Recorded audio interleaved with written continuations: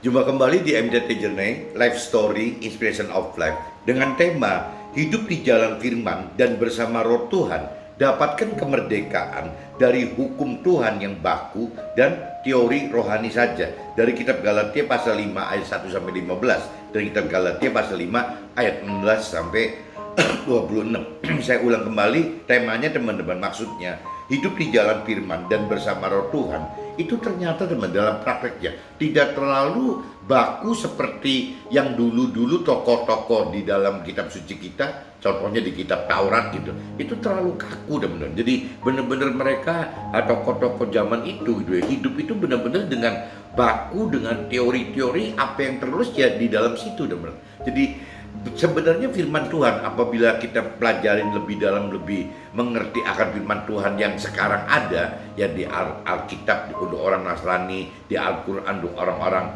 Muslim dan di kitab-kitab lain, itu tidak terlalu kaku teman-teman, tidak sekaku dari apa yang dituliskan zamannya hukum Taurat dibuat gitu. Karena waktu hukum Taurat ada, atau mungkin kitab nabi-nabi ada yang zaman dahulu, itu yang namanya Roh Tuhan, itu belum diberikan, dihidupkan di dalam kita teman-teman.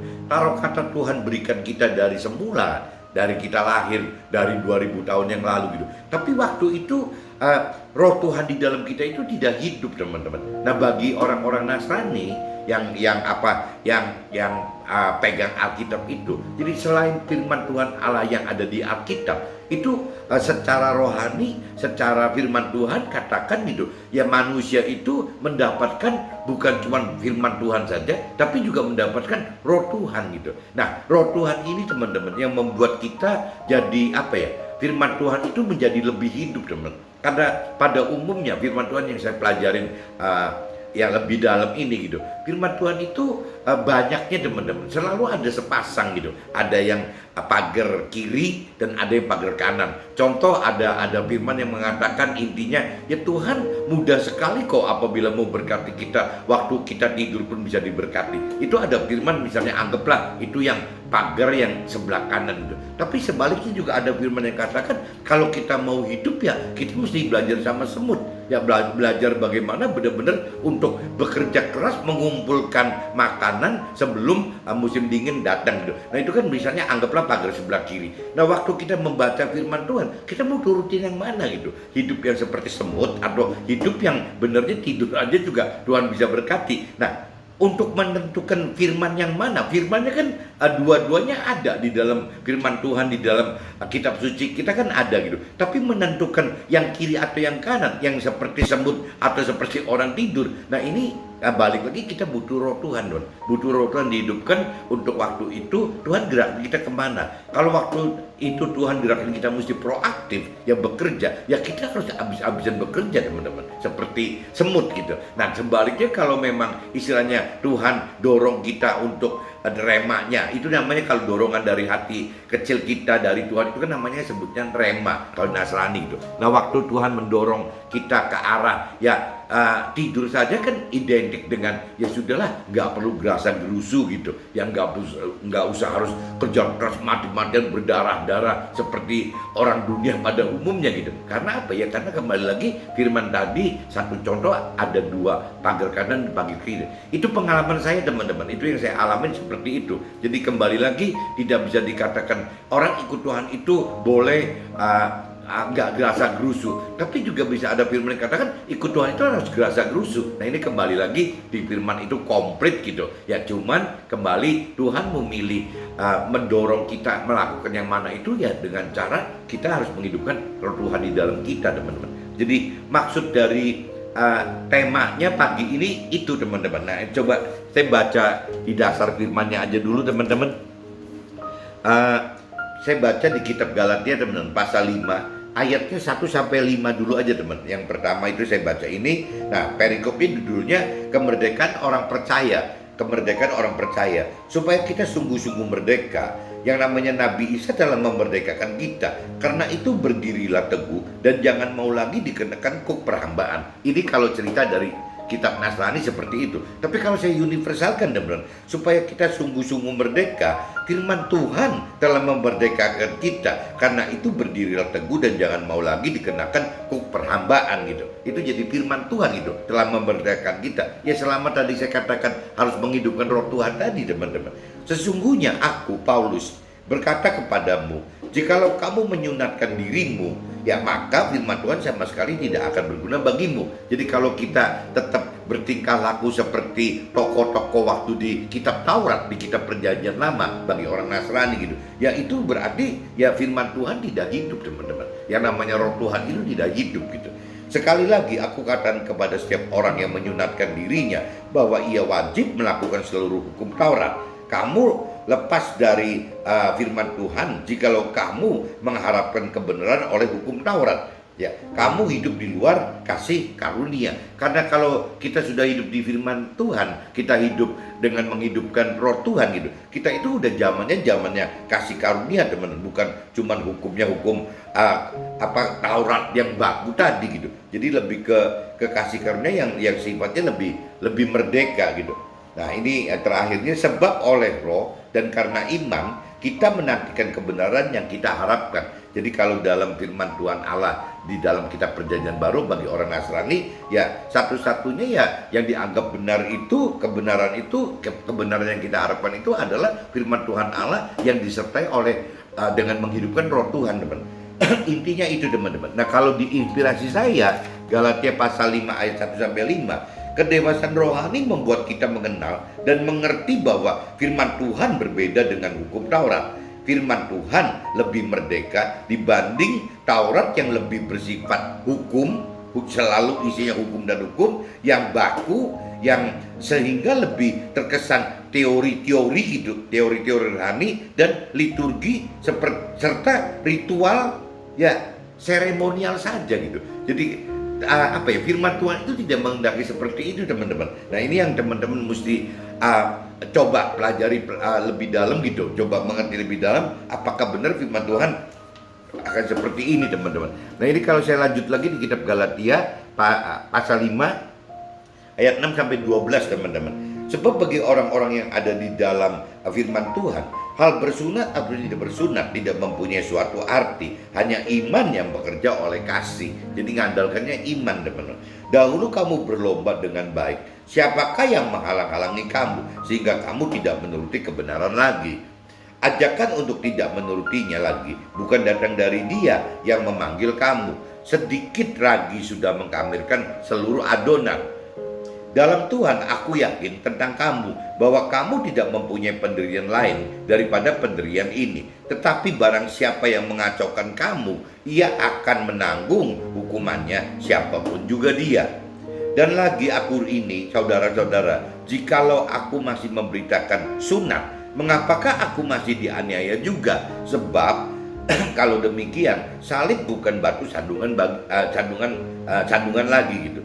Baiklah mereka yang menghasut kamu itu mengebirikan saja dirinya. Nah ini kalau diinspirasi saya pasal ini Galatia teman-teman, Galatia pasal 5 ayat 6 sampai 12, firman Tuhan lebih berdasarkan iman sehingga lebih memiliki kebebasan atau kemerdekaan dalam memilih dan menjalaninya gitu. Firman Tuhan tidaklah baku, selalu ada pilihan menentukan selama pilihan solusi ada di dalam firman Tuhan. Dan kita libatkan roh Tuhan dalam menentukan pilihan solusi firman Tuhan tersebut. Tadi saya sudah katakan ada pagar kanan, pagar kiri. Yang jelas dua pagar itu ada di dalam firman Tuhan. Jadi jangan kita menentukan pilihan yang di luar firman Tuhan teman-teman. Nanti akhirnya jadi hawa nafsu kita atau hikmat pikiran perasaan kehendak kita aja atau jiwa kita saja. Jadi tetap yang namanya jiwa Tuhan, hikmat Tuhan itu tidak ada yang di luar firman Tuhan gitu. Jadi solusi firman Tuhan, solusi Tuhan pasti ada di dalam firman Tuhan teman-teman. Ini saya lanjut di kitab Galatia pasal 5 ayat 13 sampai 15 teman-teman. Saudara-saudara, memang kamu telah dipanggil untuk merdeka, tetapi janganlah kamu mempergunakan kemerdekaan itu sebagai kesempatan untuk kehidupan dalam dosa, melainkan layanilah seorang akan yang lain oleh kasih gitu. Sebab seluruh hukum Taurat tercakup dalam satu firman ini, yaitu kasihilah sesamamu manusia seperti dirimu sendiri. Tetapi jikalau kamu saling menggigit dan saling menelan, awaslah supaya jangan kamu saling membinasakan. Nah, itu diinspirasi saya yang Galatia pasal 5 ayat 13-15. Firman Tuhan lebih beri kebebasan atau kemerdekaan memilih dan melangkah, tetapi tetap di jalan-jalan firman Tuhan gitu, dan juga tetap dengan dasar kasih, yakni kasihilah sesamamu manusia seperti dirimu sendiri. Awaslah jangan kita saling membinasakan. Nah, tetap kuncinya gitu, tetap apa sih dalam firman Tuhan dengan menghidupkan roh Tuhan, dan parameternya adalah mengasihi sesama kita seperti kita mengasihi diri kita sendiri. Itu parameter intinya firman Tuhan itu seperti itu, teman-teman.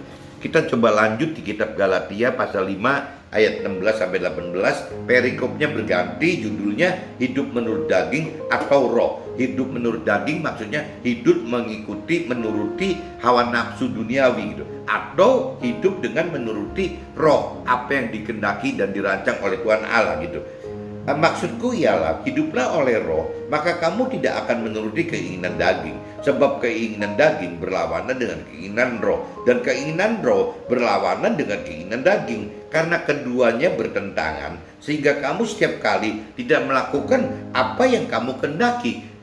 Akan tetapi jikalau kamu memberi dirimu dipimpin oleh roh, maka kamu tidak hidup di bawah hukum Taurat. Jadi ini tandanya gitu, teman. Jadi apabila kita mengikuti keinginan dan rancangannya Tuhan, pasti rata-rata bertentangan dengan apa yang kita mau gitu.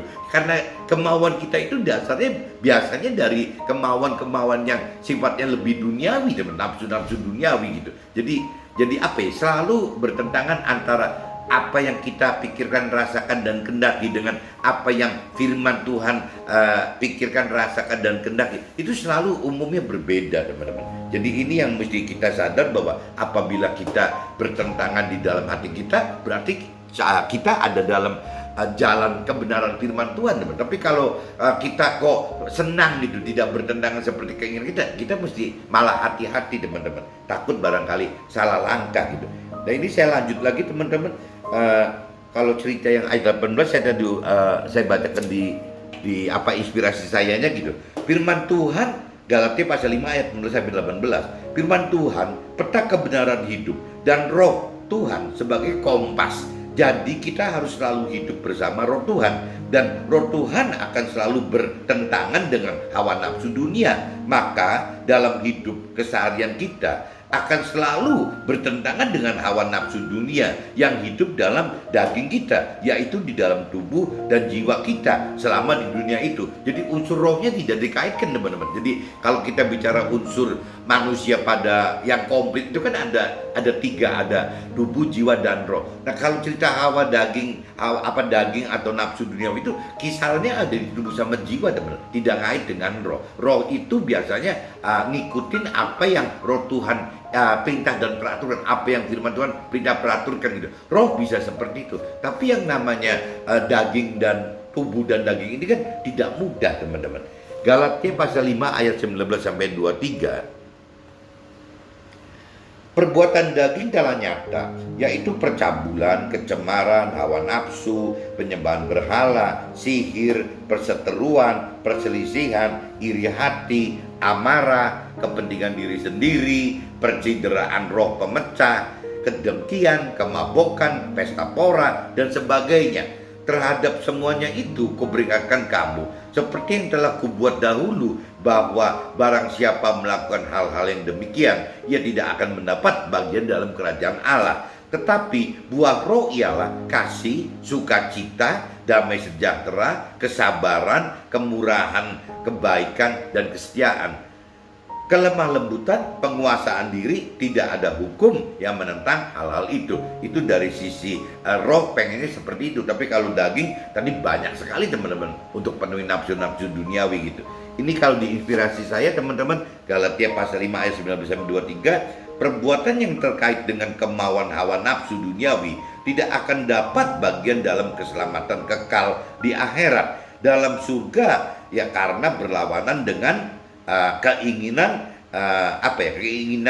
roh gitu, roh. Jadi kita hidup dipimpin oleh oleh roh, ya maka kita tidak hidup di bawah hukum Taurat dan juga tidak hidup dalam keinginan hawa nafsu dunia begitu. Jadi dengan kita hidup di jalan firman Tuhan dan menghidupkan roh Tuhan, kita itu jadi akhirnya tidak hidup di hukum Taurat, tidak sekaku, tidak sebaku hukum Taurat, kita mendapatkan keberkatan, tapi tetap teman-teman menghindar dari hawa-hawa nafsu duniawi kita gitu. Nah ini yang firman Tuhan dan roh Tuhan selalu ingat kepada kita seperti itu. Jadi kemerdekaan itu kemerdekaan yang bukan bebas sebebas-bebasnya, tapi kemerdekaan yang terpimpin, yang mengacu kepada firman Tuhan Allah dan rancangan kehendak pribadi dari Tuhan Allahnya kepada kitanya itu teman-teman. Apa sih rancangan Tuhan? Ya target keselamatan gitu. Tuhan ingin kita selamat dari alam akhirat untuk mendapatkan damai sejahtera di akhirat dan juga tinggal bersama Tuhan di dalam akhirat, di dalam sorga. Itu Tuhan inginkan itu teman-teman. Nah kalau kita lanjut lagi Galatia pasal 5 ini yang terakhir, Galatia pasal 5 ayatnya 24 sampai 26 teman-teman. Ayatnya 24 sampai 26. Nah ini barang siapa menjadi milik firman Tuhan atau Nabi Isa, ia telah menyalibkan daging dengan segala hawa nafsu dan keinginannya. Jikalau kita hidup oleh roh Tuhan, baiklah hidup kita juga dipimpin oleh roh Tuhan gitu. Dan janganlah kita gila hormat, janganlah kita saling menantang, dan jangan saling mendengki. Itu kuncinya itu. Jadi ujung-ujung yang melakukan firman itu ya jangan gila hormat, jangan kita saling menentang, dan juga jangan saling mendengki. Nah ini diinspirasi saya teman-teman, Galatia pasal 5 ayat 24 sampai 26. Apabila kita kehendaki dan beranggapan milik Tuhan gitu, apabila kita merasa kita ini milik Tuhan ya, maka kita harus matikan hawa nafsu dan target serta rancangan dan kehendak duniawi seperti halnya orang-orang dunia dan orang berkeyakinan teman-teman. Dengan hidup tidak saling dengan jangan sampai hidup dengan gila hormat, jangan sampai saling menantang, jangan saling mendengki gitu. Jadi ini yang mesti diingat, serta kita selalu hidup dipimpin oleh roh Tuhan di jalan firman Tuhannya itu. Kuncinya itu teman-teman. Jadi pagi ini saya coba jelaskan hidup di jalan firman dan bersama roh Tuhan. Dapatkan kemerdekaan dari hukum Tuhan yang baku dan teori rohani saja. Jadi ada kebebasan. Tapi kalau saya perhatikan orang-orang yang yang degil, orang-orang yang bersikeras ngotot gitu dengan pola-pola pikir lama, meskipun sudah mengaku bahwa sudah terima Tuhan, sudah mengenal Tuhan, tapi polanya pola-polanya masih seolah kaku sekali gitu ya, menganggap Tuhan itu benar-benar sebagai teori saja gitu, menganggap Tuhan itu hanya sebagai hukum saja. Akhirnya teman-teman, waktu mereka tidak mengenal lebih dalam, tidak mengerti lebih dalam, akhirnya mereka hanya melakukan kegiatan bertuhan, beragama itu ya cuman ritual, liturgi gitu. Ya jarang sekali untuk bisa berdialog dengan Tuhan di dalam materi-materi perbendaharaan firman Tuhan itu. Karena memang mereka tidak mengerti akan firman Tuhan. Jadi yang dibawa itu cuman sifatnya liturgi, ritual, seremonial saja yang diajarkan oleh mungkin mentor rohani dan rohaniawan yang memang mestinya kurang benar gitu mengenal kebenaran dan pengertian akan firman Tuhan. Jadi kunci balik lagi teman-teman, kita mesti memang minta roh Tuhan untuk bisa lebih mengenal akan firman Tuhan, lebih roh Tuhan bisa kuatkan kita untuk lebih mengerti akan firman Tuhan, dan firman Tuhan juga bisa membantu kita untuk lebih berani melakukan firman Tuhan. Jadi kuncinya teman-teman, di dalam Tuhan itu tidak bisa lari, harus ada firman Tuhan dan harus ada roh Tuhan. Tanpa kita hidup di jalan firman Tuhan dan tanpa kita hidupkan roh Tuhan teman-teman, rasanya untuk mendapatkan pengenalan pengertian firman yang benar aja nggak bisa teman. Nah, kalau kita tidak mendapatkan pengenalan pengertian firman dengan benar, bagaimana kita bisa melakukan firman Tuhan dengan benar? Nah ini kaitannya gitu teman. Jadi jangan lepaskan apabila kita merasa miliknya Tuhan, itu jangan lepaskan firman Tuhan, pengenalan pengertian akan firman Tuhan, dan juga menghidupkan roh Tuhan untuk lebih dalam mengerti firman Tuhan dan untuk lebih mampu, lebih berani melakukan firman Tuhan. Oke teman-teman, see you, bye-bye.